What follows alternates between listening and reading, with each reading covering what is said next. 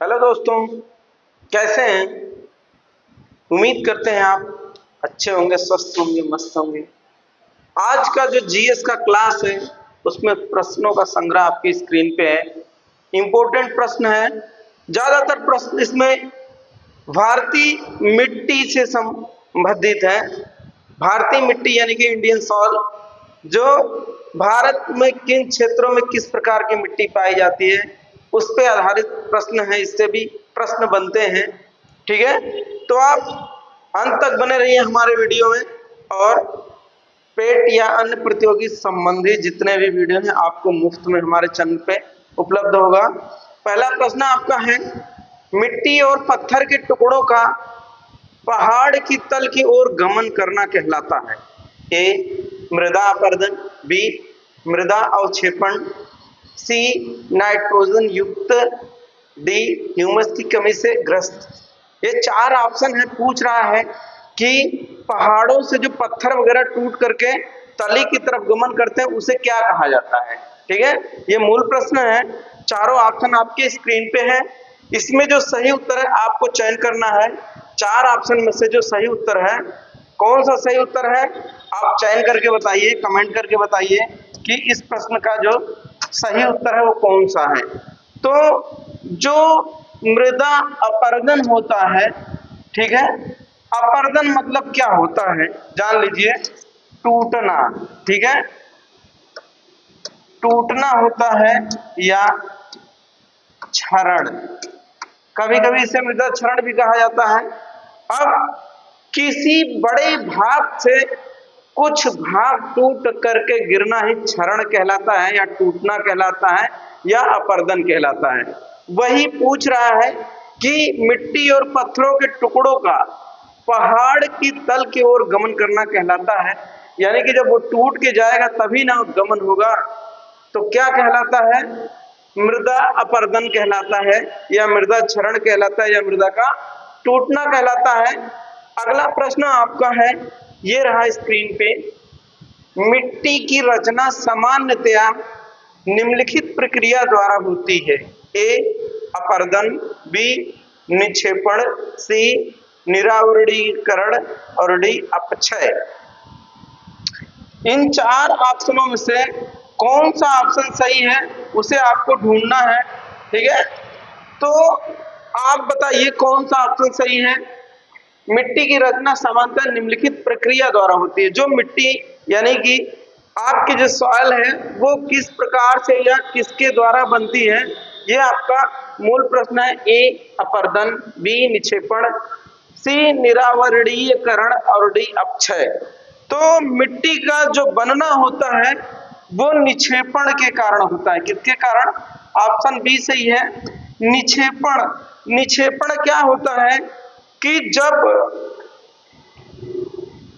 पहाड़ों पे ताप, दाब या रासायनिक क्रिया के कारण वो टूटते हैं और टूट के तलहटी की तरफ चले आते हैं और धीरे धीरे वो परत दर परत जम जाते हैं, उसी को मिट्टी कहा जाता है, उसी को मिट्टी का निर्माण कहा जाता है, उसी को निक्षेपण कहा जाता है। निक्षेपण मतलब क्या होता है उसे हिंदी में अगर देखेंगे, निक्षेपण मतलब होता है शाब्दिक अर्थ नीचे बैठना, ठीक है, यानी कि छन करके बैठना, वही होता है निक्षेपण। यही आपका निक्षेपण प्रक्रिया के द्वारा मिट्टी बनती है, ठीक है। कौन सा ऑप्शन सही है? ऑप्शन बी सही है। अगला प्रश्न आपका है, पौधे को इनमें से कौन से पोषक तत्व मिट्टी से प्राप्त होते हैं? A nitrogen, B hydrogen, C carbon, D oxygen. इन चारों में से पौधे को कौन सा तत्व है जो मिट्टी से प्राप्त होता है? तो आपको पता होगा कि हमारे भारत की जो मिट्टी होती है उसमें नाइट्रोजन की कमी पाई जाती है और इसकी पूर्ति के लिए हम लोग यूरिया खाद का उपयोग करते हैं, ठीक है, जिसमें 46% नाइट्रोजन होती है, ठीक है। तो कौन सा ऑप्शन सही है इसका? इसका सही ऑप्शन है ऑप्शन ए, नाइट्रोजन। ये पौधे मिट्टी द्वारा प्राप्त करते हैं। आप देखे होंगे फसल जो उगाई जाती है भारत में, आमतौर पे जो फसल उगाई जाती है उसमें नाइट्रोजन का छिड़काव किया जाता है। जैसे यूरिया का आप देखेंगे उसमें 46% नाइट्रोजन होता है, बाकी अन्य तत्व होते हैं, तो उसे नाइट्रोजन का एक मतलब भरपूर नाइट्रोजन मिलने वाला तत्व माना जाता है या पदार्थ माना जाता है या खाद माना जाता है। किसको? यूरिया को। उसका छिड़काव होता है नाइट्रोजन की पूर्ति के लिए। ठीक है, अगला प्रश्न आपका ये रहा, ग्रामीण क्षेत्रों में यात्रा करते समय हम कई क्षेत्रों में लाल रंग की मिट्टी देखते हैं। मिट्टी का ऐसा रंग होने का क्या कारण है? ठीक है, लाल रंग का मिट्टी देखते हैं और लाल रंग की मिट्टी होने का क्या कारण है? ठीक है, आप बताओ। ए ऑप्शन ह्यूमस की प्रचुरता, बी मैग्नीशियम की उपस्थिति, सी नाइट्रोजन की उपस्थिति, डी फेरिक ऑक्साइड की प्रचुरता। तो इस प्रश्न का जो सही उत्तर है ऑप्शन डी सही है। आपको पता होगा कि जो फेरिक ऑक्साइड होती है, जहां पे उसका अधिकता होता है उसके कारण मिट्टी लाल होती है। जैसे आप भारत के संदर्भ में या यूपी के संदर्भ में आप देखेंगे तो चंदौली जिला या आपका बुंदेलखंड एरिया जो है, वहां की मिट्टी लाल होती है। किसके कारण? फेरिक ऑक्साइड के कारण होती है। मध्य दक्षिण क्षेत्र में जो भी मिट्टी वहां पे पहाड़ी क्षेत्रों में जैसे तमिलनाडु हो गया, वहां भी लाल मिट्टी पाई जाती है। किसके कारण? फेरिक ऑक्साइड की प्रचुरता के कारण। और यही सेम प्रश्न ग्रहों के बारे में पूछा जाता है कि मंगल ग्रह को लाल ग्रह क्यों कहा जाता है? तो वहां पे फेरिक ऑक्साइड की अधिकता होती है, जिसके कारण मंगल पे लाल मिट्टी पाई जाती है और लाल मिट्टी पाई जाने के कारण मंगल को लाल ग्रह कहा जाता है। ठीक है, कौन सा ऑप्शन सही है? ऑप्शन डी सही है। अगला प्रश्न आपका ये है, निम्न में से किस राज्य में जलोढ़ मिट्टी नहीं पाई जाती है? ए तमिलनाडु, बी मध्य प्रदेश, सी उड़ीसा, डी पश्चिम बंगाल। तो ये आपका जो प्रश्न है आपके स्क्रीन पे इसमें से पूछ रहा है इन चारों में जलोढ़ मिट्टी कहाँ पाई जाती है? तो ये चारों में पाई जाती है। ठीक है, कुछ न कुछ मात्रा में ये आपका चारों में पाई जाती है। इस वजह से इसका सभी आप ई ऑप्शन लिख सकते हैं। सभी प्रदेशों में पाई जाती है। इसमें अगर पूछा होता कि प्रतिशतता अधिक किसमें पाई जाती है या किस प्रदेश में सबसे कम प्रतिशत जलोढ़ मिट्टी का होता, तो इस प्रश्न से उत्तर निकलता। लेकिन यहाँ पे पूछा है कि किस राज्य में जलोढ़ मिट्टी नहीं पाई जाती है, तो सब में पाई जाती है, बशर्ते क्या है कि कुछ प्रदेशों में मात्रा में क्षेत्रफल में पाई जाती है और कुछ प्रदेशों में उसका परसेंटेज कम है। ठीक है, इस वजह से इसका जो सही उत्तर है वो ऑप्शन ई करके सभी आएगा। अगला प्रश्न आपका ये रहा, निम्नांकित कथनों पर विचार करें। ए जलोढ़ मृदा रासायनिक गुणधर्मों में समृद्ध होती है और रबी व खरीफ की फसलें उगाने में सक्षम होती है। दूसरा, काली मिट्टी कपास मूंगफली के लिए उपयुक्त होती है। तीसरा ऑप्शन है, रबी की फसल जून में बोने के बाद शरद में काटी जाती है। अब ये कूट मिलान का इनमें से कौन से कूट सही है? ठीक है, अब पहले तो इसमें से सही गलत छांट लेते हैं, तब पता चलेगा कौन सा कूट सही है।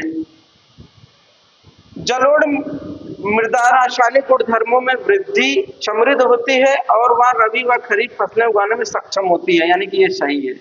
बी काली मिट्टी कपास मूंगफली के लिए उपयुक्त होती है, यही सही है। और रबी की फसल जून में ना होकर अक्टूबर नवंबर में बोई जाती है और मार्च अप्रैल में काटी जाती है। ठीक है, तो अब यहाँ से कूट मिलन ऑप्शन ए को देखते हैं। 1, 2 व 3 सही है, 3 तो गलत है, इसका मतलब 1 गलत है। बी 1 व 2 सही है, 1 व 2 सही है, यानी कि ऑप्शन बी सही है। अन्य ऑप्शनों को चेक करते हैं। सी ऑप्शन देखते हैं, 2 व 3 सही है, 3 तो पहले से गलत है।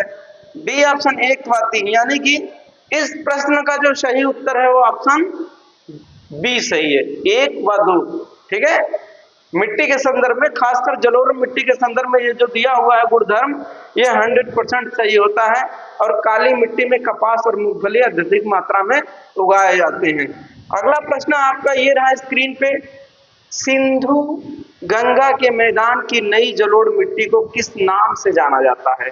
ठीक है, ए ऑप्शन खादर, बी ऑप्शन ऊसर, सी ऑप्शन रेगूर और डी ऑप्शन बांगर। तो ये कहने का मतलब ये है कि नदियों के द्वारा जो नवीन मिट्टी लाई जाती है उसको क्या कहा जाता है, ठीक है, उसके बारे में पूछा जा रहा है। तो ऑप्शन इसका क्या सही है? खादर सही है, ठीक है, ये ऑप्शन सही है।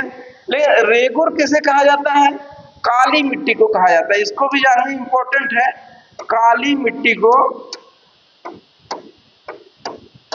रेगुर मिट्टी कहा जाता है। बांगर क्या होती है? ठीक है, ये बांगर ये भी पूछता है नदियों के द्वारा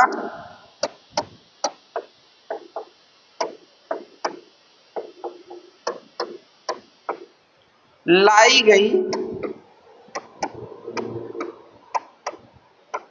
पुरानी मिट्टी,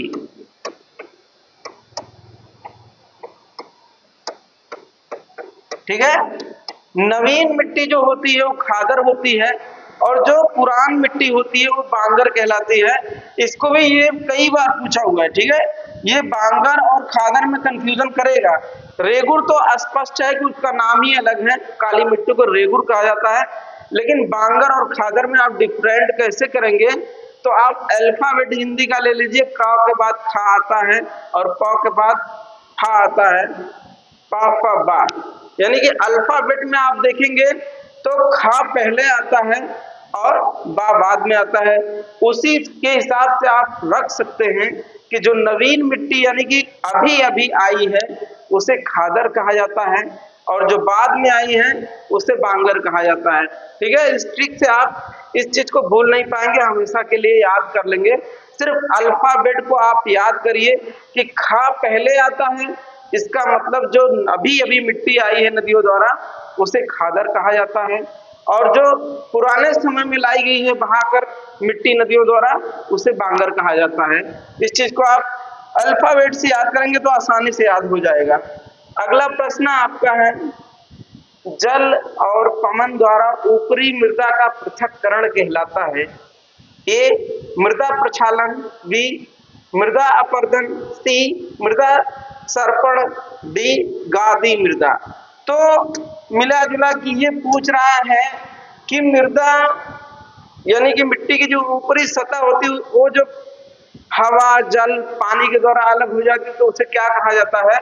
उसे कहा जाता है मृदा अपरदन या मृदा क्षरण भी कहा जाता है, ठीक है, मृदा क्षरण भी इसी को कहा जाता है। याद रखिएगा ऑप्शन बी सही, पुनरावृत्ति हुआ है पिछले क्वेश्चन का। अगला है, मिट्टी और पत्थर के टुकड़ों का पहाड़ की तल की ओर गमन करना कहलाता है? ये भी आपका अभी अभी पीछे प्रश्न आया है, ये दोबारा रिपीट हुआ है, क्या कहलाता है? मृदा अपरदन कहलाता है, ठीक है। अगला प्रश्न आपका है, ये रहा, मिट्टी की रचना सामान्यतः निम्नलिखित प्रक्रिया द्वारा होती है? ये भी आपका पुनरावृत्ति हुआ है प्रश्नों का, ठीक है। तो अभी अभी पीछे पढ़ा है, क्या होता है? निक्षेपण होता है, ठीक है, निक्षेपण होता है। अगला आपका है, निक्षेपण प्रक्रिया के द्वारा मिट्टी की संरचना होती है।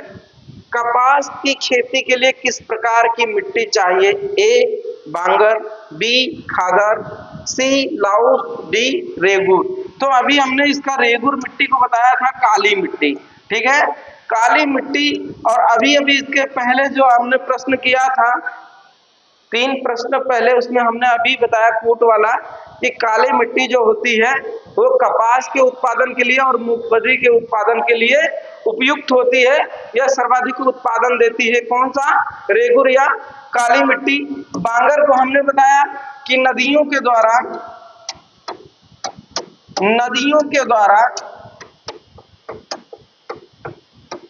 लाई गई पुरानी मिट्टी, ठीक है, ये आपकी क्या है? बांगर है। और आपकी खादर क्या है? नदियों के द्वारा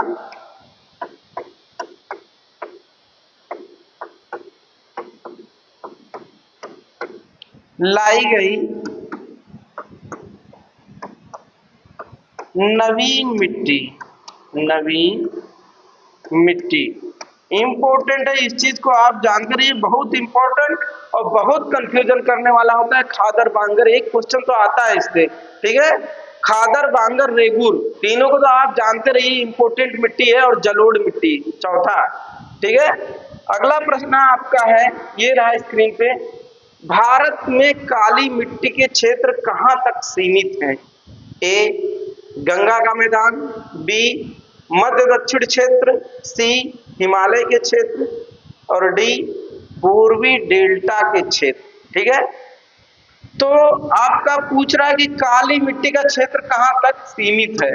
तो आपका जो काली मिट्टी का क्षेत्र है ऑप्शन बी सही है, दक्षिण और मध्य दक्षिण जो क्षेत्र है वहां है। और गंगा का मैदान जो है, यहाँ पे कौन सी मिट्टी पाई जाती है? जलोढ़ मिट्टी पाई जाती है, ठीक है। जलोढ़ या कछारी, जलोढ़ या कछारी मिट्टी से कहा जाता है। बाकी ये काली मिट्टी आपकी हो गई। और हिमालय के क्षेत्र में कौन सी पाई जाती है? यहाँ पे अनेक प्रकार की मिट्टियां पाई जाती हैं, ठीक है। लेटेराइट भी है आपका और जलोढ़ भी है कहीं कहीं। पूर्वी डेल्टा में यहाँ भी जलोढ़ मिट्टी पाई जाती है, ठीक है। लेकिन मामला ये दोनों इंपॉर्टेंट है, कौन? गंगा का मैदानी और मध्य दक्षिणी क्षेत्र जो है वो काली मिट्टी के लिए, और गंगा का जो मैदानी क्षेत्र है जलोढ़ मिट्टी के लिए प्रसिद्ध है, ठीक है। अगला प्रश्न आपका रहा ये स्क्रीन पे, कहाँ काली मिट्टी नहीं पाई जाती है, ठीक है। अब यहाँ पूछ रहा है कि वह कौन सा प्रदेश है जहाँ पे काली मिट्टी नहीं पाई जाती। ए तमिलनाडु, बी महाराष्ट्र, सी पश्चिम बंगाल, डी आंध्र प्रदेश। तो अभी पीछे के ही प्रश्न में हमने देखा है कि काली मिट्टी कहाँ पे पाई जाती है। तो काली मिट्टी मध्य और दक्षिण क्षेत्र में पाई जाती है, जबकि पश्चिम बंगाल आपका पूर्वी क्षेत्र है, ठीक है, पूर्व में अवस्थित है। यानी कि जो आपका पश्चिम बंगाल है वहां पे काली मिट्टी नहीं पाई जाती बल्कि जलोढ़ मिट्टी पाई जाती है, ठीक है। जलोढ़ या कछारी मिट्टी कहाँ पे? पश्चिम बंगाल में। और ये पूछ रहा है कि कहाँ पे काली मिट्टी नहीं पाई जाती है, तो पश्चिम बंगाल में नहीं पाई जाती है। अगला प्रश्न आपका ये रहा स्क्रीन पे, निम्न में से किस मिट्टी को सबसे कम जोतने की आवश्यकता होती है? ए लाल, बी काली, सी जलोढ़, डी चिकनी। तो जो काली मिट्टी आपकी होती है उसको कम जुताई की आवश्यकता होती है, ठीक है। और इस प्रश्न का जो सही उत्तर है ऑप्शन बी है। और हाँ, अगर नए हैं हमारे चैनल पे तो पूर्वांचल करियर क्लासेस को सब्सक्राइब, शेयर, लाइक, कमेंट करना ना भूलिए। मिलते हैं अगले वीडियो में, तब तक के लिए नमस्कार, जय हिंद।